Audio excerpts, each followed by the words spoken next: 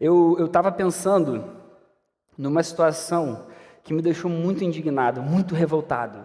Isso aconteceu quando eu tinha 16 anos de idade, eu estava voltando de Caraí. Nessa época eu andava de ônibus para lá e para cá, peguei o 46, lá da praia de Caraí, vindo para casa. Eu sempre ia lá pro último banco do ônibus, quietinho na minha, eu botava meu fone, eu ouvia minha música, eu adoro ouvir música, ainda mais dentro de ônibus, é o momento que eu mais ouço música, assim. Só que já estava bem tarde, já era perto de meia-noite, mais ou menos. Aí eu tô lá, mas o ônibus estava cheio, estava tranquilo, e eu tô lá, ouvindo minha musiquinha e tal. Cara, de repente, chega assim, uns caras meio mal encarados, entraram no ônibus, era um assalto. Aí ele sentou do lado de um cara que estava do meu lado, porque eu estava naquela última fileira de bancos que ficam 5 ou 6 assim, um do lado do outro. Aí sentou o assaltante, um que estava do meu lado, eu aqui, e o amigo desse que estava do meu lado estava na minha frente. Aí o cara sentou do nosso lado, começou a falar, e aí começou a pedir as coisas que a gente tinha, etc., e assaltou a gente.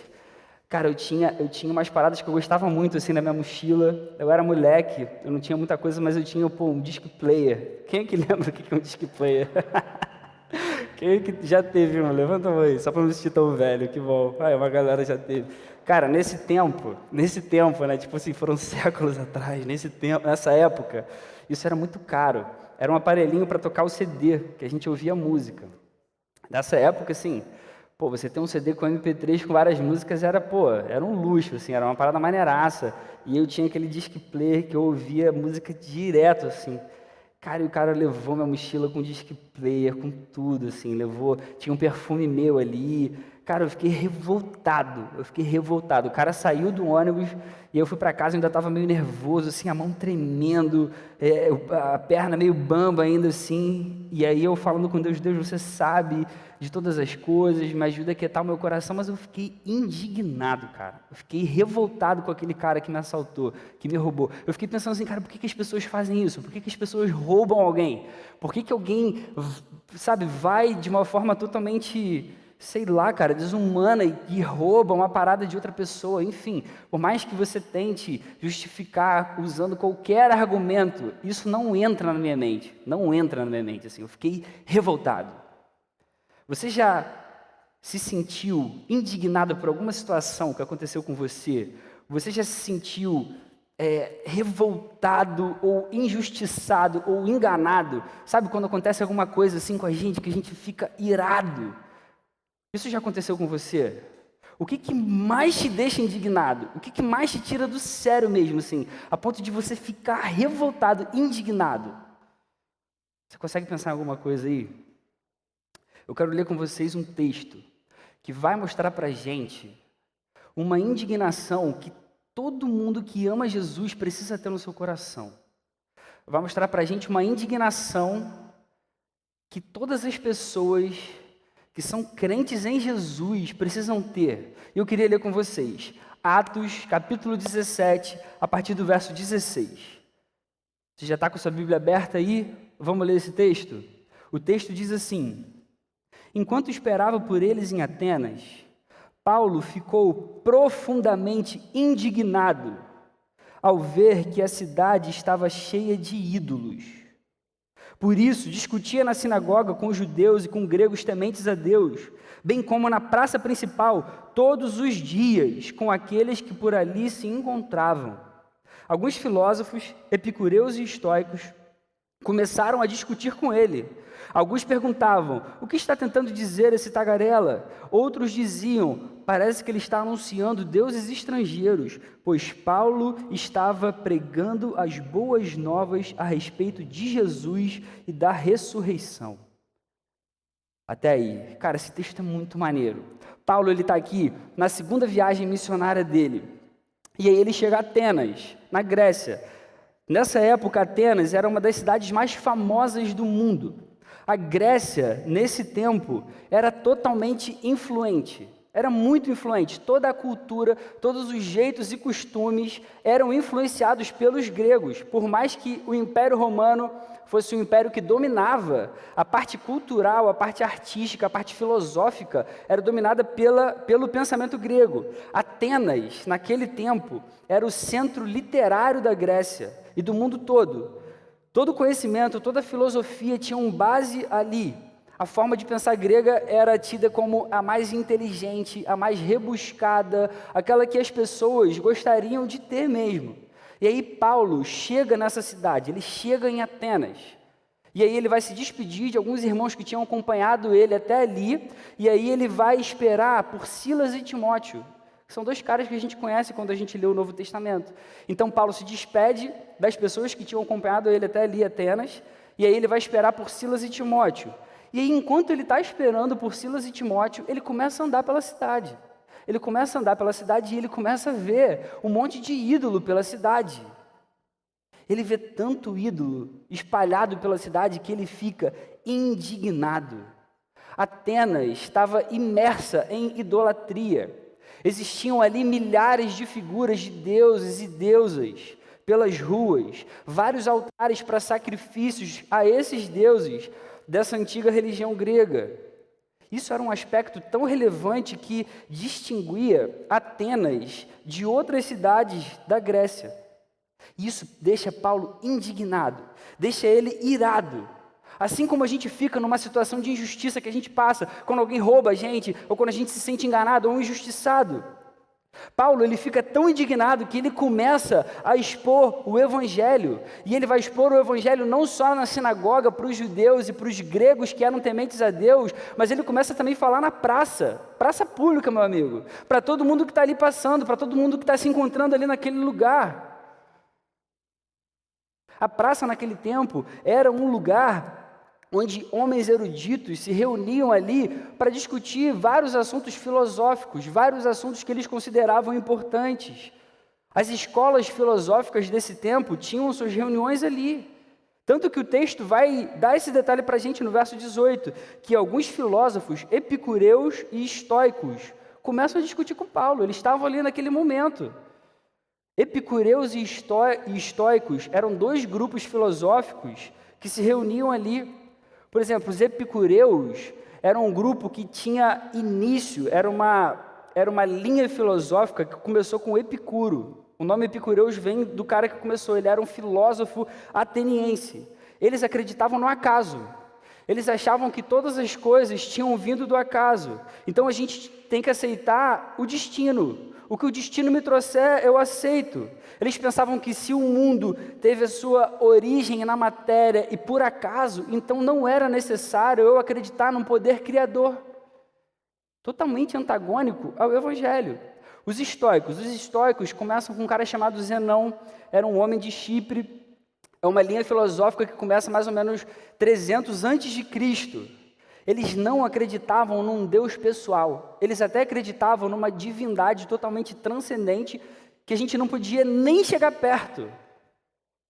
Para o estoico, era impossível um ser humano ter uma relação íntima com um Deus. Então, para eles, essa ideia do Evangelho de Cristo, no qual Deus se opõe ao mal, envia o seu Filho para salvar os homens mesmo do pecado e da maldade, isso era uma ideia completamente ridícula, absurda.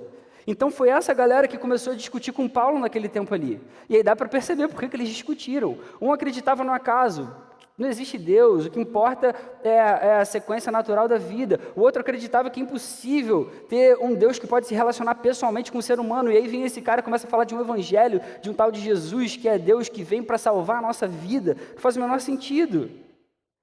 Cara, e aí Paulo se mantém firme ali. E ele continua pregando o evangelho, porque ele está indignado com a idolatria daquele lugar. E aí, Paulo então vai ser levado a um lugar mais importante, ao Areópago. Quando você continua a sequência dessa leitura, lá no Areópago, as pessoas começam a perguntar para Paulo, aí você pode ver depois nos versos 19 e 20. Eles começam a perguntar, que novo ensino é esse que você está anunciando? Você está nos apresentando algumas ideias estranhas, e nós queremos saber o que elas significam. E aí o texto vai prosseguir para a pregação de Paulo nesse lugar, lá no Areópago, muito importante naquele momento para aquelas pessoas. E aí, cara, Paulo vai ser muito inteligente, ele vai ver vários ídolos e de repente num lugar, ele vai ver uma inscrição dita assim, ao Deus desconhecido. E aí ele pega aquilo ali e ele vai pregar o evangelho de Jesus nessa inscrição. Tinha tanto Deus naquela época, tanta divindade, que os caras imaginavam, cara, vamos deixar um espaço aqui, porque pode ter algum Deus que a gente nem conheça. E aí Paulo, inspirado pelo Espírito, pega aquilo ali e começa a pregar o Evangelho. Que história fascinante é essa? Como que fica o seu coração quando você lê esse relato? Eu preciso falar para vocês que quando eu estava lendo esse relato, meu coração aqueceu muito, cara. Porque primeiro, eu fico muito impressionado, assim, como que o Espírito Santo age ali no livro de Atos. Sabe, coisas extraordinárias acontecendo, a igreja crescendo. E depois, outra coisa que me deixa impressionado é Paulo, cara. Paulo era um cara que era, assim, horrível mesmo, assim. Ele fez muito mal para a igreja, mas depois que ele se converte, a transformação no coração dele é tão grande, é tão forte, que ele vai para outro extremo. E isso é maravilhoso. Cara, ele não para. É sangue no olho, meu irmão. Ele pega, ele vai em cidade, vou pregar o Evangelho, é isso que importa. Quando a gente lê essa história, a pergunta que precisa vir no nosso coração é: será que eu fico indignado assim como Paulo, com a idolatria ao meu redor? Será que eu tenho essa mesma indignação com a idolatria à minha volta? Será que eu fico indignado com a idolatria que existe muitas vezes dentro do meu próprio coração? O que te deixa indignado? O que te deixa revoltado, irado? Quando a gente lê a palavra, a gente entende que a idolatria nada mais é também do que uma injustiça, um engano, um erro contra o próprio Deus. Não mais contra a nossa própria vida, mas contra o próprio Deus, totalmente santo, totalmente puro, totalmente digno de todo louvor. E é um erro contra a própria essência do ser humano, que foi criado para Deus antes da queda. O Evangelho, ele deveria ser tão importante, tão precioso, tão poderoso nas nossas vidas, a ponto de ser o que direciona os nossos sentimentos, os nossos anseios, os nossos afetos, os nossos desejos. Até mesmo a nossa indignação deveria ter a ver com o Evangelho, com qualquer coisa que fira a santidade do nosso Deus. Quando a gente lê esse texto, a primeira coisa que a gente aprende é: a idolatria, ela causa indignação no coração dos que amam Jesus. A idolatria, ela causa indignação no coração dos que amam Jesus. O verso 16 deixa muito claro: Paulo ficou profundamente indignado, ele ficou profundamente revoltado, indignado, ao ver que a cidade estava cheia de ídolos. A cidade cheia de idolatria deixou o coração desse servo de Deus indignado. Paulo amava Jesus, Paulo já tinha passado por várias experiências com Jesus que tinham mudado a sua vida completamente. Ele agora está tão transformado, tão mudado, que ele vai de cidade em cidade pregar o Evangelho, porque na mente dele, no coração dele, quanto mais cidades ouvirem do Evangelho que salva, melhor. Então ele vai, ele não se importa se ele vai sofrer, ele não se importa se ele vai ser perseguido, ele não importa se ele vai ser maltratado, se ele vai ser surrado, desde que o Evangelho alcance cada vez mais pessoas. Mas se tem uma coisa que deixa ele indignado e revoltado, é a idolatria. Paulo fica indignado com a idolatria. Quanto mais a gente ama Jesus, mais a gente entende e percebe que a única coisa que impede o nosso coração de conhecer e amar Cristo é a idolatria. Por isso que ela indigna o coração de quem ama Jesus. Uma das coisas mais bonitas que eu aprendi nesse tempo, né, da academia, aí, nesse meio teológico, no seminário que eu estou fazendo, eu e o Clovinho, cara, tem um assunto que ele mexe muito com o meu coração, que eu achei ele lindo demais. E ele está dentro da matéria de teologia sistemática. De uma forma mais específica, ele tem a ver com a antropologia bíblica. Eu não vou entrar em detalhe específico não, mas você vai entender onde eu quero chegar. Quando a gente lê a Bíblia em Gênesis, capítulo 2, verso 7, o texto sagrado ensina para a gente: então o Senhor Deus formou o homem do pó da terra e soprou em suas narinas o fôlego de vida, e o homem se tornou um ser vivente. A Bíblia ensina pra gente que Deus formou o homem do pó da terra, soprou em suas narinas, e aí o homem se tornou um ser vivente. Esse texto é um texto-chave para a gente nesse assunto da antropologia, do estudo do ser humano, do homem. Outras versões vão dizer que o homem se tornou alma vivente. Essa palavra no hebraico, que é ou alma ou ser, ela se chama nefesh. Então, se você ler no hebraico, vai dizer assim: o homem se tornou nefesh vivente. Essa palavra, ela é tanto a parte espiritual do homem, quanto o ser total da pessoa. Isso significa o quê? Que o homem, ele é alma e corpo. O homem, ele não tem uma alma e não tem um corpo, ele é uma alma e um corpo. Eu e você, nós somos uma alma, nós somos um corpo e uma alma. As duas coisas numa coisa só. Então, a alma, esse nefesh, é algo que vai caracterizar o ser humano essencialmente. Essa é a nossa essência. Só que esse termo, ele tem um significado muito profundo. Ele é tão profundo que significa que, quando Deus soprou nas narinas do homem o fôlego de vida, o homem, ele se tornou fome, ele se tornou apetite, ele se tornou desejo, necessidade por Deus. Olha a riqueza dessa imagem aqui. O homem, ele não tem fome, o homem é fome. O homem, ele não tem desejo, o homem é desejo. O homem não tem necessidade, o homem é necessidade. Tudo isso por Deus. O homem todo é desejo, o homem é desejo para Deus. É assim que ele foi criado. Ele foi criado integralmente para ser desejo, para ser fome, para ser sede, para ser necessidade, unicamente de Deus. Isso está na essência do ser humano. Todo homem foi criado para ser fome de Deus. Então a definição bíblica de homem é, essencialmente, na sua essência, alguém faminto por Deus. Por isso que nós somos alma, por isso que nós somos nefesh. Mas o que acontece?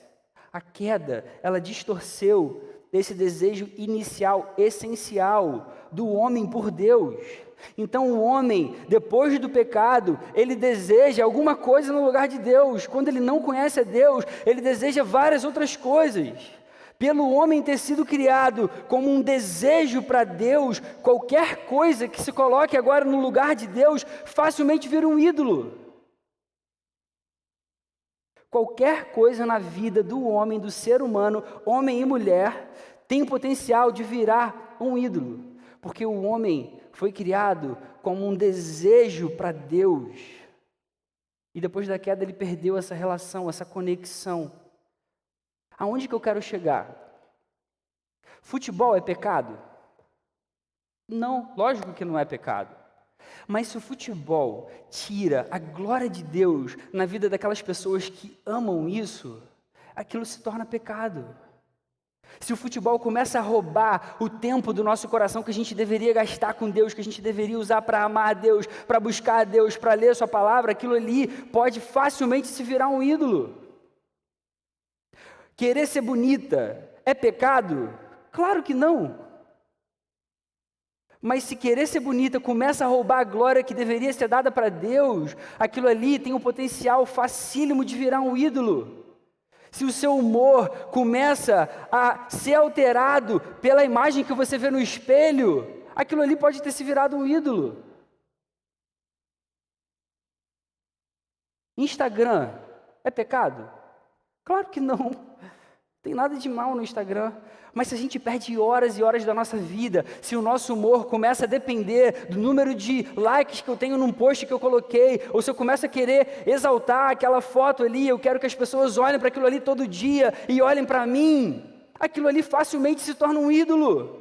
E isso vale para qualquer outra coisa na nossa vida, para a série da Netflix, para os nossos estudos, para o nosso casamento, para os relacionamentos que a gente pode ter ao longo da nossa vida, para as nossas amizades, para os sonhos que a gente tem ao longo da nossa vida, para qualquer desejo que você possa ter, para qualquer objeto que você possa ter, para qualquer coisa.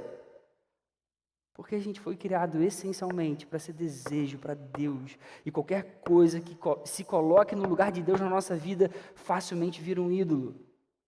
Será que se Paulo vivesse nos nossos dias hoje, no século 21, ele não se levantaria indignado com a idolatria de hoje? E aí é uma reflexão para mim, é uma reflexão para a gente essa noite aqui. Será que ele não diria que esse objeto aqui é o ídolo do século 21? Será que ele não diria que toda a sensualidade nas propagandas das grandes marcas de hoje não é a idolatria de hoje, dos nossos dias? Será que ele não se levantaria contra tudo aquilo que a gente adora e que a gente não consegue abrir mão, como se fossem coisas que realmente afastam a gente de Deus, do Evangelho de Jesus? Será que ele não falaria contra essas coisas hoje? A idolatria é uma coisa tão séria, é uma coisa tão importante para a gente entender que não cabe aqui o politicamente correto. Não cabe aquela coisa de cada um tem a sua forma de pensar, eu penso assim, um dia... Cara, você imagina se Paulo fosse politicamente correto nesse tempo aqui, você já imaginou? Ele chega numa cultura nova, ele chega numa cidade que talvez ele não tivesse ido antes, ele vê, tem um monte de ídolo aqui, mas... é a forma como eles acreditam, deixa eu fazer minha parte aqui. Se alguém quiser ouvir o que eu tenho para dizer, ele fica indignado e ele vai lá para a praça pregar. Cara, deixa eu falar contra isso aqui, vocês estão adorando deuses falsos. Se vocês não quiserem ouvir, se vocês não quiserem crer, beleza, mas a minha parte eu tenho que fazer. Eu não posso deixar as pessoas continuarem sendo enganadas com isso aqui. Não tem politicamente correto. E aí é óbvio, a gente precisa abrir um parênteses aqui, a gente precisa ser cordial. Paulo não chegou igual um animal lá, assim, destruindo tudo, não. Ele falou, isso aí tá tudo errado, galera. Deixa eu falar aqui a verdade, o evangelho, deixa eu falar de Jesus para vocês. Isso aqui pode curar a tua vida e etc. A gente pode ser cordial, mas a gente não pode ser politicamente correto. Será que a gente tem se indignado por ver os ídolos ao nosso redor, os ídolos de hoje, os ídolos do século 21, e na maioria das vezes, os ídolos que a gente guarda no nosso próprio coração, aquilo que a gente adora, que volta e meia a gente coloca no lugar de Deus.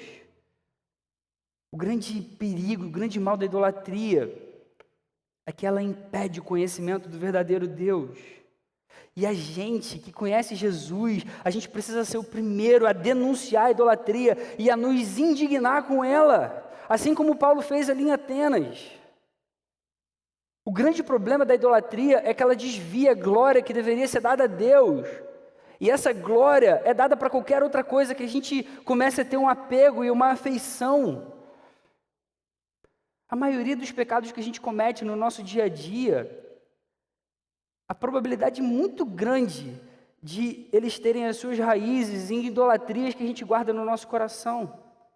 Graças a Deus que Ele é tão amoroso e Ele, conhecendo a nossa vida, Ele providenciou para a gente a redenção. Ele se revelou, Ele regenerou a gente de forma que a gente hoje consegue adorar Ele novamente, completamente, com toda a nossa vida.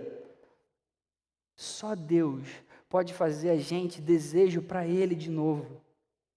Só Deus pode restaurar essa essência que foi perdida na queda. E a gente pode voltar a ser fome para Deus, desejo para Deus, necessidade para Deus. A gente é criado para ser assim.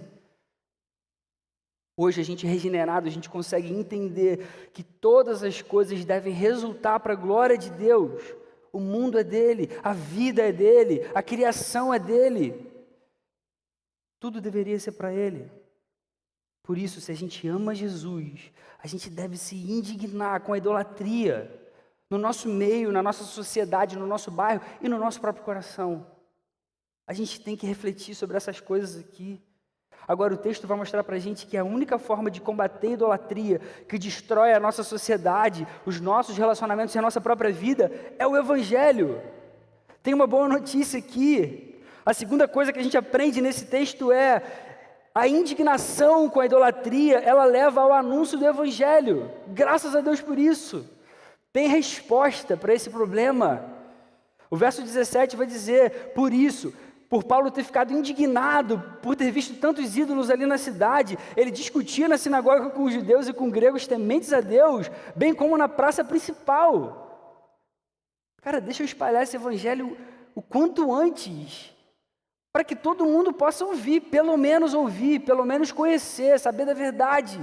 E aí o texto vai dizer que ele é zombado. Aqueles epicureus estoicos começam a falar mal de Paulo, começam a zombar dele. O que esse tagarela está falando? O que esse cara está querendo dizer? Será que é um ensino novo? Que ridículo isso que ele está trazendo para a gente. Por quê? Aí o verso 18 vai dizer, Paulo estava pregando as boas novas a respeito de Jesus e da ressurreição. A indignação com a idolatria levou Paulo a querer anunciar as boas novas de Cristo.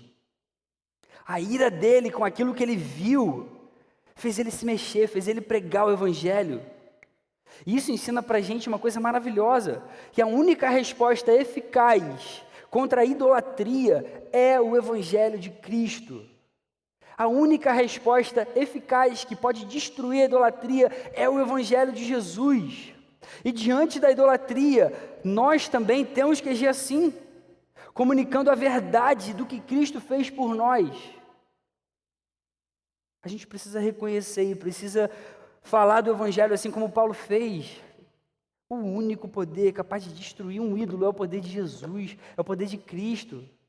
E quanto mais perto de Cristo nós vivermos, mais a gente vai ser capaz de identificar a idolatria. Mais a gente vai conseguir identificar o que rouba a glória de Deus no nosso tempo, na nossa vida, na nossa volta, na nossa família, na nossa escola, na nossa faculdade, no nosso trabalho. Só o evangelho pode destruir a idolatria em qualquer nível, em qualquer lugar, em qualquer tempo, em qualquer ocasião. No nosso mundo, no nosso meio, no nosso bairro, quando a gente vir alguma idolatria à nossa volta, o que a gente precisa fazer imediatamente é pregar o evangelho. Na nossa vida também, na nossa vida, no nosso coração, quando a gente perceber os maus desejos que a gente tem, a primeira coisa que a gente deve fazer é se encher do evangelho. É a única coisa que pode destruir a idolatria. E a continuação do texto aí de Atos que a gente leu, vai dizer que alguns se converteram com a mensagem de Paulo. Quando você lê o verso 34, vai dizer, alguns homens juntaram-se a ele e creram. Entre eles estava Dionísio, um membro do Areópago, e também uma mulher chamada Dâmaris, e outros com eles. Eu fiquei impressionado com isso aqui. Um cara que estava lá no Areópago, naquele lugar que estava cheio de ídolos, cheio de divindade para ser adorada, e com aquela inscrição que dizia ao Deus desconhecido. Um cara que vivia nesse meio, um cara que acreditava nisso, provavelmente há anos, esse cara se converte. Esse cara começa a ir atrás de Paulo, depois da pregação, depois da atitude dele aqui. Que a única forma da gente limpar a idolatria do nosso meio e do nosso coração é nós trazermos o verdadeiro evangelho para a vida das pessoas e para a nossa própria. Só assim a gente consegue vencer a idolatria. E olha que coisa bizarra. Lembra que eu falei que a gente é desejo para Deus? Quando a gente simplesmente tira um ídolo, o coração vai achar outro. A gente precisa necessariamente colocar Jesus no lugar, senão a gente continua sendo idólatra. Vou te dar um exemplo, uma ilustração. Eu tenho um cachorrinho, agora, ele é bagunceiro pra caramba, ele gosta de comer tudo pela frente. Aí uma vez, eu e Letícia, a gente saiu de casa, deixou ele lá em casa, beleza, fechamos as portas dos quartos, do banheiro e tal. Cara, eu não me liguei, eu esqueci um tênis meu na sala. Quando eu voltei, o tênis estava com o cadastro todo destruído, assim. Ele mordeu todo o cadastro do tênis, cara. Mordeu tudo. Mordeu todo o cadastro do tênis. Eu fiquei revoltado, dei uma bronca nele, tadinho. Aí o bichinho fica todo cheio de medo, assim, e saiu. Aí, pô, beleza, passou isso aí. Aí eu fiquei esperto, pô, vou tirar tênis, não posso deixar tênis na sala. Aí eu e ele saímos de novo, tirei o tênis da sala. Quando eu voltei, o que aconteceu? O chinelo estava todo mordido. O chinelo estava todo mordido. Não adianta tirar o tênis. Eu tirar o tênis não vai mudar o desejo dele de querer morder. Ele gosta de morder. O que a gente tem que fazer então? A gente tem que comprar alguma coisa que ele possa morder, porque ele gosta de morder. Se eu tirar o tênis, ele vai morder o chinelo. Se eu tirar o chinelo, ele vai morder o sofá. Se eu tirar o sofá, ele vai morder o puff. E ele vai morder qualquer coisa que ele enxergar na frente. Então a gente comprou um corinho, que é um negócio para cachorro, para que ele possa ficar mordendo. Ele morde aquilo ali, ele come um rápido pra caramba. Eu estou contando isso porque isso vale para a nossa vida. A gente tirar um ídolo de um lugar do nosso coração vai fazer com que outro ídolo tome esse lugar rapidinho, porque o problema é o nosso coração. A gente tem que colocar Jesus no lugar. A gente é desejo para Deus. Se a gente não entender isso, a gente vai continuar com idolatria. Você vai tirar uma coisa, outra coisa vai roubar o lugar disso rapidinho, você vai idolatrar qualquer outra coisa. Tem que colocar Jesus ali no lugar, é a única forma de acabar com a idolatria. A gente precisa alcançar a raiz do problema, que é o coração. Da mesma forma que o problema do cachorro é morder, não é o tênis, não é um objeto específico, porque ele gosta de morder. Eu e você somos desejo para Deus. Se você não colocar Jesus no lugar principal do seu coração, a gente vai continuar sendo idólatra. Só o Evangelho tem esse poder de acabar com a idolatria no nosso coração e na nossa sociedade. Isso vale para qualquer um, porque todo ser humano foi criado essencialmente da mesma forma. Por isso que cabe a mim e a você pregarmos o Evangelho. Agora, uma luz precisa ligar aqui no nosso coração, a gente precisa ficar alerta, porque o verdadeiro Evangelho vai causar mal-estar. Ele causou mal-estar lá com Paulo, mas ele não estava nem aí. As pessoas começaram a zombar dele, falando, o que essa garela está falando? Só que outras pessoas ouviram e falaram assim, não, pega esse cara aí, vamos levar ele para o Areópago, vamos deixar ele falar um pouco mais para a gente entender. A galera metida a filósofa, queria entender, de repente é um conceito novo, vamos ouvir isso aí. O cara chegou lá, pregou o Evangelho, um monte de gente se converteu. Quando a gente pregar o verdadeiro Evangelho, a gente vai causar mal-estar, porque é muito difícil a gente ser bem visto quando a gente anuncia algo que ilumina a podridão da vida das pessoas.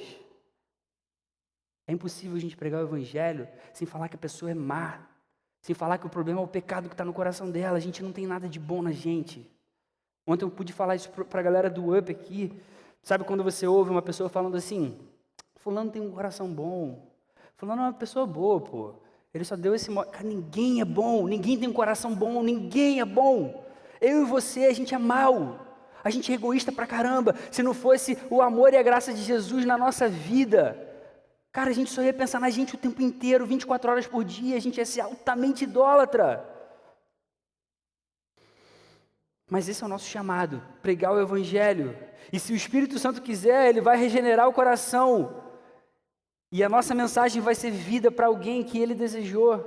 Como foi com Paulo, alguns se converteram, não foram todos, mas aqueles quem Deus quis se converteram ali.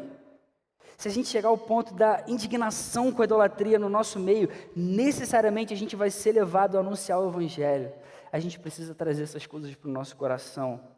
O grande ponto aqui talvez seja, será que o meu coração hoje está tão anestesiado que eu nem tenho visto idolatria à minha volta? Que eu nem sei se tem idolatria no meu próprio coração? Talvez esse seja o ponto mais importante para a gente sair daqui pensando e refletindo e colocando a nossa vida diante de Deus. Senhor, me ajuda a enxergar a idolatria onde eu não estou enxergando. O que eu preciso limpar, o que eu preciso fazer. Senhor, me enche com o seu Evangelho. Quais são as aplicações dessas lições tão maravilhosas para a nossa vida? Obviamente, Paulo se indignou. Quem ama Jesus se indigna com a idolatria, então a gente deve se indignar profundamente com a idolatria. Nós devemos nos indignar profundamente com a idolatria. Eu vou afirmar para vocês, existe idolatria no nosso mundo. E algumas vezes no nosso coração, sim. Existe, isso é uma afirmação que eu estou fazendo. A gente precisa saber identificar isso e se indignar com isso. Talvez o mais difícil não seja nem a gente se indignar com isso, mas reconhecer o que realmente tem roubado o lugar de Jesus em todas as áreas da vida. E aí a gente precisa responder o que Jesus tem significado para a gente. O que Jesus significa para você, para o seu coração, para a sua vida. Tem como mostrar a tela que eu trouxe aí de um print? Isso aí é um print, vocês conseguem enxergar? Isso aqui é um print da minha tela de celular de sexta-feira. Isso aqui é o pregão da Bolsa. Eu trabalho no mercado financeiro também. tá? Eu gosto pra caramba de olhar pra cá. Quem aqui sabe alguma coisa de mercado financeiro? Pouca gente. Levantou a mão. Quem está de mão abaixada, é para vocês mesmos que eu queria mostrar essa parada aqui. Você olha essa tela, dá para perceber? Tem uns códigozinhos aqui, uns números aqui, tem um númerozinho vermelho, outro verde. Isso significa alguma coisa para você? Quem não está nesse meio, quem não sabe nada de mercado financeiro, vai olhar para isso aqui não significa nada. O que é isso? Um códigozinho aqui, um númerozinho ali, outro númerozinho aqui, um monte de coluna com um monte de número. O que isso significa? Mas eu te garanto que as pessoas que estão imersas nesse mundo aqui, isso aqui tem 1 milhão de informações. Isso aqui o cara vê que empresa está indo bem, que empresa foi mal no dia, qual foi a máxima, qual foi a mínima, se o cara ganhou dinheiro, se o cara perdeu, como que está a estrutura financeira dele, como é que está o patrimônio dele, ele ganhou dinheiro ou não. O cara entende, quanto mais imerso nesse mundo aqui, nesse mercado, mais cada númerozinho, cada detalhe, cada vírgula vai fazer diferença.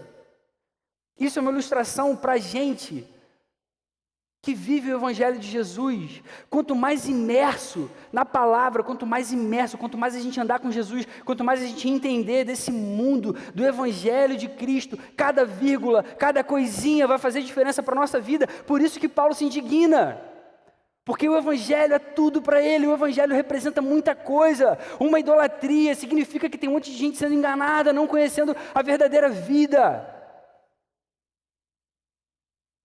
Por isso eu fiz a pergunta, o que Jesus significa para você? Ele é tudo para você? Quanto mais Jesus significar para a gente, mais a idolatria, mais os detalhes, mais as coisinhas pequenas vão mexer com a gente, vão fazer a gente vibrar, vão fazer a gente se alegrar, vão fazer a gente se entristecer. Paulo, ele não se indignou sem motivo. Jesus e o Evangelho eram tão importantes para ele, que qualquer coisa que desviasse o foco disso era totalmente preocupante. Esse texto ensina que a gente precisa ter um coração apaixonado por Jesus e pelo Evangelho nesse nível. E aí isso precisa mexer com o nosso coração, cara. Sério, às vezes eu venho para cá e eu fico pensando muito na minha vida, às vezes eu vou fazer meu devocional em casa e eu penso em mim assim, para onde que eu estou indo? Será que eu estou vivendo o Evangelho de verdade? O que Jesus é para você mesmo assim? Por que você está aqui todo sábado? Por que você faz parte de uma célula? Cara, sério, a gente tem que pensar nessas coisas com profundidade. A gente precisa amadurecer.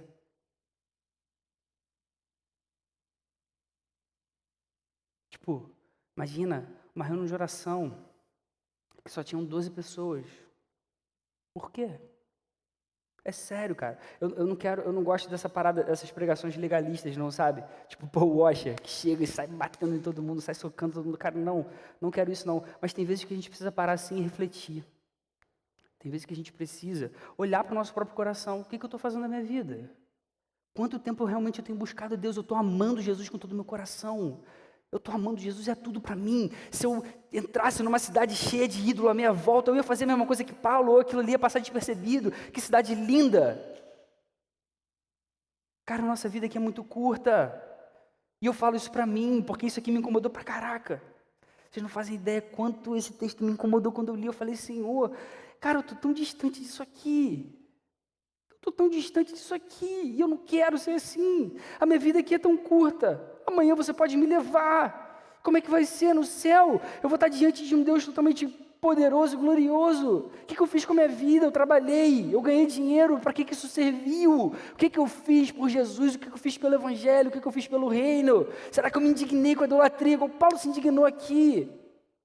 Essas coisas têm ardido no meu coração, eu queria muito compartilhar com vocês. Eu queria que você saísse daqui hoje mal mesmo. Fosse para casa e repensasse a sua vida com Jesus, para que você amasse Jesus. A gente só tem a ganhar com isso. O reino vai ganhar, Jesus vai se alegrar, o Espírito vai se derramar nesse lugar. A gente precisa ter esse sentimento de verdade no nosso coração. Esse sábado aqui não é para ser um ritual, uma religião para a gente. Jesus é religião para você. Se for, está tudo errado. Está tudo errado. Isso tem mexido comigo pra caramba. A gente precisa sair daqui mexido mesmo. Eu quero muito que você saia daqui mesmo se sentindo incomodado, que você vá para sua casa, que você repense, que você pense, por que você não está participando da reunião de oração? Por que você não está participando da sua célula? Por que seu coração está desanimado? Qual é a tua motivação? O que Jesus é para você? A segunda aplicação para a nossa vida, a gente deve se levantar como servos de Deus para pregar a verdade do Evangelho que salva. Evangelizar o mundo, além de ser uma obediência ao que Jesus pede para nós, é a única forma de combater a idolatria à nossa volta. Quando Paulo se indigna com a idolatria em Atenas, ele vai pregar o Evangelho na hora. A gente tem que usar essa atitude como exemplo. Você já ouviu aquele ditado que diz, tudo que é bom dura pouco? Tudo que é bom dura pouco. Não se alegra muito com isso não, isso aí já vai passar. Cara, para o mundo que a gente está acostumado a viver, isso pode até fazer sentido, porque eles não sabem aonde está a alegria verdadeira. Mas quando a gente conhece Jesus, a gente vai aprender que tudo que é bom dura eternamente. Tudo que é bom é para sempre. Jesus comprou a sua vida, Ele comprou a minha vida, Ele ama você com o maior amor que você já viu em toda a sua vida, que você já sentiu em toda a sua existência. Você nunca vai sentir esse amor em nenhum outro lugar, em nenhum outro momento, em toda a sua história. E você já sabe disso hoje. E que diferença isso tem feito na sua vida e na minha vida? E eu falo para mim, antes de qualquer um aqui, pode acreditar nisso. Eu espero muito que Deus realmente mexa com a gente, que a gente daqui para frente, a gente se indigne com a idolatria do nosso tempo, a gente se indigne com a idolatria que existe no nosso coração e que isso leve a gente a olhar para o Evangelho de Jesus, a olhar para a graça de Jesus como a única resposta, porque essa é a única resposta. Amém? Vamos fazer uma oração, feche seus olhos aí. Senhor, obrigado pela sua palavra, Senhor, que ela realmente mexa com a gente, que ela realmente traga mesmo impacto para o nosso coração, Senhor. Transforma a gente mais uma vez nesse lugar, Senhor, essa noite. Faz com que a gente viva uma vida relevante nas suas mãos. Não deixe a gente perder o nosso tempo nesse mundo caído, Senhor. Faz com que a gente te ame com toda a nossa força, com toda a nossa vida. Que a gente consiga realmente voltar a ser desejo para você, a ser fome para você. Que a gente te ame com todo o coração, com toda a nossa vida, como você sempre quis que fosse, Senhor. Obrigado porque você redimiu cada um de nós aqui, você trouxe para a gente a resposta, Senhor, do nosso maior problema, Deus. Muito obrigado, Senhor, por esse amor e perdoa, Senhor, por tantas vezes a gente falhar, Senhor, contigo, por tantas vezes a gente ser egoísta, por tantas vezes a gente deixar ídolos tomarem conta do nosso coração. Perdão, Senhor. Por favor, Deus, ajuda a gente a enxergar, Senhor. Começa por mim, Senhor. Começa por mim e faz isso com os meus irmãos. Que a gente seja uma igreja viva, que ama a Tua palavra de verdade, Senhor. Ajuda a gente a ter reações assim como a de Paulo, Senhor. Ele amava Jesus com todo o coração. A gente quer amar Jesus assim. A gente quer amar Jesus assim, Deus. A gente não quer ter uma vida superficial contigo, Senhor. Ajuda a gente a viver em profundidade. Ajuda a gente a dar passos maiores, Senhor. Ajuda a gente a alegrar o Teu coração, a Te amar com tudo que a gente tem, Senhor, com todo o nosso ser, para a Tua glória, Senhor. Enche o nosso coração de desejo por Você, Deus. Enche o nosso coração de fome por Você, cada vez mais, a cada semana, a cada encontro, Deus. Que seja assim em todos os segundos da nossa vida para a Tua glória, Senhor. No nome de Jesus. Amém, Deus.